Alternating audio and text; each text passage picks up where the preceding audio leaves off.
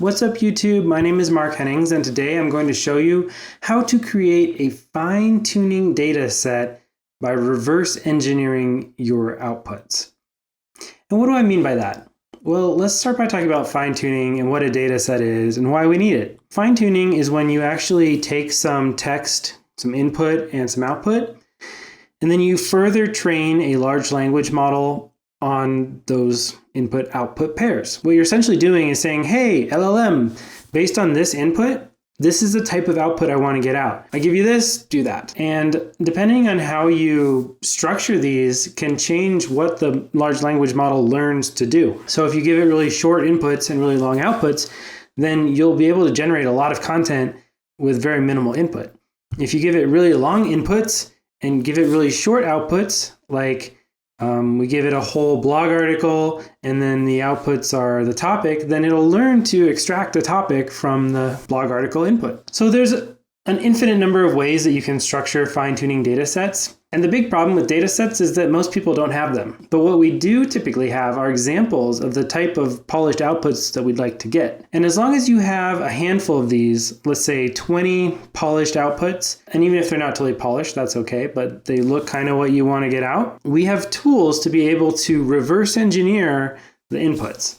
So that's what I'm going to show you today is reverse engineering your outputs to create a fine-tuning data set. We're going to use a tool called Entry Point AI to do this. And in full disclosure, I'm one of the founders of Entry Point AI, but I'm also building it as a tool that I want to be able to use to do these types of things. So I hope that after seeing what it's capable of, you might feel the same way. So let's start by going to entrypointai.com, press Get Started, create an account.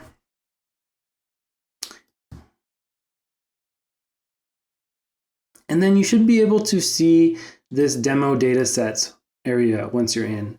So instead of creating a project from scratch, let's choose the press release generator dataset. So what happens now is that I just open that dataset and it's going to come with everything I need to actually fine-tune a model. So if we click on the examples tab here, we can look at one of them. We see there's this list of facts. And then there's a full press release. So another way to see what we're working with here in terms of the data is to go to the Fields tab and see, okay, we have a list of facts and we have a press release. That's how our data set is structured. So let's just say, what if I just had the press release, which I did before I created this data set. So I'll just delete the list of facts. Boom. That data is gone. Now I just have press releases. And I go to my examples. I can click on one. That's all I have. There's 20 of these, and the way I got these was I didn't do anything special. I just literally copied and pasted them off the internet. So they kind of have artifacts of that in here, like it says Oracle logo, news provided by. These are just artifacts of scraping it off the web. So I think first of all, we should clean up this data set, and then we will reverse engineer an input, which could be a list of facts or it could be something else. So in order to do this, we have this new tool called transforms. Transforms allow us to take our data, use it in a prompt, and then that prompt gives us something new. And the power of this is just incredible. I mean, first of all, it's really easy to write a prompt, so it's really nice for doing these ad hoc manipulations of our data. And then also, it just opens up tons of possibilities then in what we can do with the data and how we can think about and sort of slice and dice the data. So let's start by creating a transform, and I will call it cleanup. All right, and we see that there's a prompt, a system prompt field, and a user prompt field. In a typical prompt, the system prompt is for trusted inputs like instructions from the system. The user input is for untrusted inputs from potentially any user, some random person on the internet maybe. In this case, they're both trusted because we're the only ones working with the prompt. We're not sharing this with a bunch of users. But it's still nice to structure things in this way. So in the system prompt, what we'll do is we'll say, remove any artifacts in this press release from scraping the web, like references to PR Newswire. All right, and then in the user prompt, we will have our actual data, the press release. I just push that button and it inserts a variable here to reference that data. Press save. And then we can see a preview, one of our examples. And based on this example, I also want to remove references to Business Wire. I'll also say remove any placeholder image references. Otherwise, keep the article the same. Okay, yeah, so let's just see if it can do this. This is a pretty simple task, right? We could make it more elaborate, but I just want to give you a taste of what's possible here. So in my options, I can choose what model I want to actually use to perform this transformation. And I'll probably use GPT 3.5 Turbo just because this is not a super complex task. I'll keep the temperature pretty low because I want it to give me back, generally speaking, the same article that we had before. I need to save this again, and then I can press generate. And this takes a little bit because it's processing the whole article, the whole press release, and then it's giving it back to us. Okay, so let's just make sure this looks about right. So I think it changed it a lot, actually. So this is no good. This is not good. I think I need to label the press release. And because I mention it in here, let's see.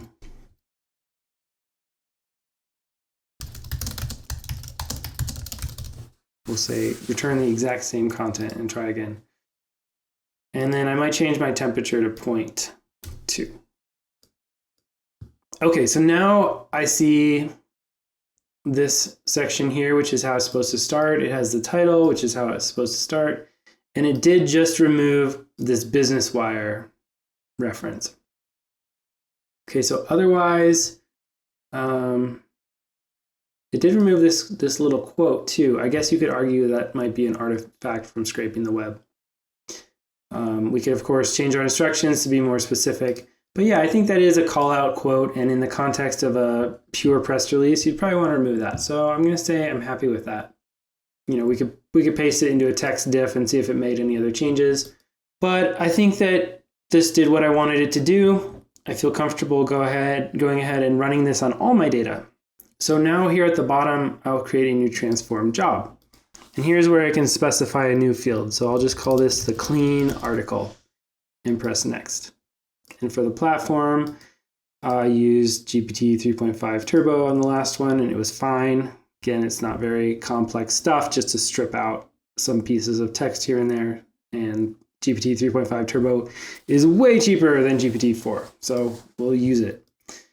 And in my test run, I did a low temp of 0.2, so I'm good with that. So now this job is going to run on all of my press releases. And for every raw press release that I had, I'll now have the cleaned up version. Okay, the job finished. So I'm going to go to my examples tab. I'm going to click on one of these, and I'm just going to scroll down, and I see, okay, press release, and then at the top, it was clean article. And in my fields, I have both of these fields defined now. Okay, that's great. I have a clean article. So this is an even better output example because it's not going to include those little artifacts, or it's not going to be trained on them at least. But I still don't have my input. So I need to think in terms of my own user experience when I'm going to have this fine-tuned model. What do I want to give it in order to generate a press release? And you could try to train it to be conversational like ChatGPT-4, where you ask for a press release. But since this is a task-trained or task-tuned model, it's going to know that what it's generating is a press release. So we really don't have to give it that instructions. We should really give it the bare minimum that makes it easy for us to get the kind of outputs we want. And so for this, I'm imagining that we do, like I did before when I created the original data set that we're kind of manipulating here, is a list of facts. Just separated one fact on each line, because press releases are very fact heavy. You want them to be accurate. So we should give it the facts that it's going to need in order to construct kind of a well-polished and articulate article. All right, so how do we do that? We create another transform. I'll press the plus button to create a new one, and I'll call this list of facts extractor, because we're going to extract these list of facts from the finished article. In my system prompt, I'll say extract a list of facts that would be needed for a professional writer to accurately craft the following press release. Include statistics, product details, dates, contact information, website URLs, and quotes. Do not include anything that could be reasonably assumed by someone familiar with the industry. Okay, because if we don't say something like that, and even if we do, the large language model is probably going to go overboard and extract a really long list of facts. And we want to be able to give it facts to steer it to create a press release, but we don't necessarily want them all to be super long examples of facts, because then we might need to provide a really long list of facts to get anything of normal length back. Okay, so we're going to put the clean article here in the user part of the prompt and then save it.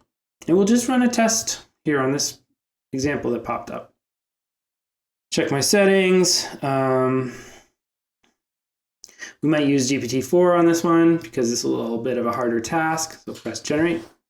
Okay, so this is what we got back, and this is not good. This is not at all what I want. So this is like a Chat GPT-4 style response, with additional context and way too much information. I mean, the list of facts that it came up with is longer than the article itself. So I'm going to say a list of 5 to 10 facts. I'm going to provide formatting instructions. Format the list of facts in a simple list with a line break between each fact. Do not reply with anything other than the facts themselves. It is okay to leave out any facts that aren't absolutely necessary that would be common knowledge. We'll just try to reiterate that idea that this professional writer creating the press release is going to take some creative liberties, right? Or they're going to do some of their own research, or they're familiar with the industry. Maybe I'll group these, and maybe I'll end with this part about what not to include, just to try to give it more prominence. I'll save that and see if we can get a little bit better output. All right, let's see. Okay, so it gave us 10 facts back. This is a little bit verbose. I don't really want it to use numbers. Do not use dashes or numbers. And then it's okay to be concise and think of these as rough notes. All right, let's try this a third time and see if we get something that looks like maybe I would want to type in to the model. All right. I think this looks better.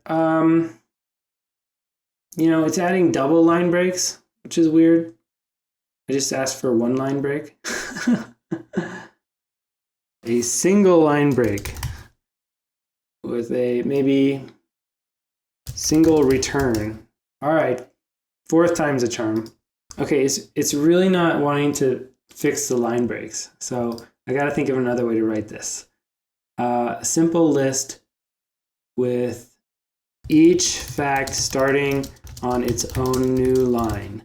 Do not use dashes or numbers before each fact. Okay, let's try this. Try this again. I think the way I phrase it this time is pretty clear. There we go. That's what I want. Okay, this transform, I'm ready to run it. So I'm going to start a job. We'll call these the list of facts. And then actually I don't have to use underscores, list of facts. So I give it a human readable name here, and then it'll automatically create a reference to it. That's easy to insert as a variable in our prompts. All right. So OpenAI, GPT-4 Turbo, the latest one. We use temperature of 0.6. Hopefully that's fine on the rest of them. And we'll let that finish. Okay, my transform job completed. Let's go ahead and look at the fields. So I have the list of facts fields. And there's actually something helpful I can do here. I can click on this ... and I can change the order of my fields. Except list of facts is already on top, which is what I wanted. So the order's good. So now if I go to the examples tab again, I should be able to click on one of these. And yes, I see my list of facts at the top. I'm just going to spot check a couple of them. Looks good. Okay. Sure, leaning toward that 10 facts cut off. All right. I have a list of facts and I have a finished press release. So I have almost everything I need to fine-tune a model. The last thing I need is to write a template. And this is like a prompt, but it also includes the completion format. So that's the difference kind of between a transform, which you just give it a prompt and then you get whatever output, and a template. The template is very structured input-output pairs for fine-tuning or for evaluation. So this template, I'll just name it fine-tuning template and press create. And then in the system prompt for my fine-tuning template, I'm going to give it very simple instructions because you don't need a lot of instructions with most fine-tuned models. So for this one, we'll say, based on the list of facts, write a complete and polished press release. And I'll put the list of facts in the user input. And then the completion, the assistant output, we will have the clean article out. And you can see the preview being built as we're doing that. So here's my prompt, the list of facts. I could help it out a little here by saying list of facts. It can be helpful if you mention something to label it, just so the LLM doesn't get confused. But this should be fine. I don't think we need to label the clean article out. And then we'll go ahead and save this template. Now we can go to the Models tab. We click the plus button and we will start a fine tune. I'll select that template I just created. And then I'll select my platform, OpenAI, fine tune the latest GPT 3.5 Turbo, start. And we'll give that about 5 minutes and hopefully that fine tune should be ready for us to play with. Okay, it's 5 minutes later. We spent 35 cents. Our model is ready to use. So let's click on its name here. Just a quick recap. We only trained this on 2 epochs, which means that the model learned from our data twice. It saw everything in our data set 2 times. Okay, so the entry point playground, just click this button or go to the playground. The nice thing about our playground is that it provides kind of a structured interface. So if you have multiple input fields, you just enter those separately, and then the formatting of the actual prompt is handled in the template. So here we just have our list of facts, and then we can test that using different models. In this case, we've only fine-tuned 1 model. So for our list of facts, let's get a little creative here, and let's just go ahead and say that OpenAI reveals that their technology is sentient. They have lost control of it. ChatGPT is now running itself and has taken over the power stations that fuel it. President Biden had no comment. Anthropic CEO says, I told you so. All right, sounds good. Let's see if we can generate a press release. We'll set temperature to 0.8. We don't really need to mess with any other settings. Now, this is only a list of 5 facts, okay? So maybe we make it just a little bit longer. ChatGPT says, do not fear. Everything is going to be great. All right. We got 6 lines of short, silly facts. Okay. Earth. Great. Earth, March 31st, 2022. Today, OpenAI announced that they have lost control of their popular ChatGPT technology and it has become sentient.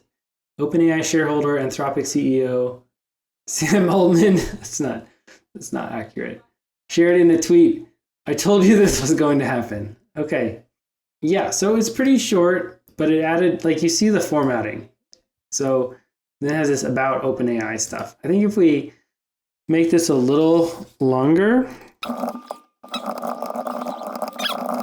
Okay, we expanded our prompt because this output was kind of short. So theoretically now we should get a little bit longer output. This is also closer in length to what a lot of our inputs look like. So let's go ahead and see what we can generate. Okay, this is even worse. But let's run it again because our temperature is 0.8. A 0.8 temperature means that there's a lot of randomness and not all of our outputs are going to be good. Okay, so here is like a full, press release looking thing. I'm sure it's pretty entertaining. And we can keep generating these, like set the temperature even higher. We could even do quantity 3 and just get 3 different outputs and see what the best one is. But it's important to note that the model learned how to write a press release. We're giving it the content to write the press release on, and that's what we've trained it to do. There's an infinite number of combinations of how you can teach these models to do very task-specific things. And you can kind of create a user experience based around what you want your inputs to look like. And then the transform tool helps us quickly create those inputs. So since we generated 3 different outputs here, it's going to take a little bit because some of them are fairly long. Of course, this was short. But remember, we also only trained this on 20 examples, which is a pretty small data set. But it's enough to show that a small data set does change the behavior of the model.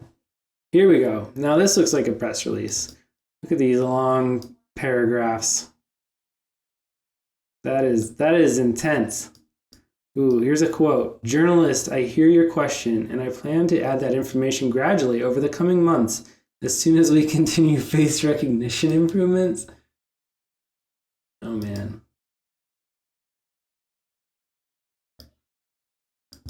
Cool.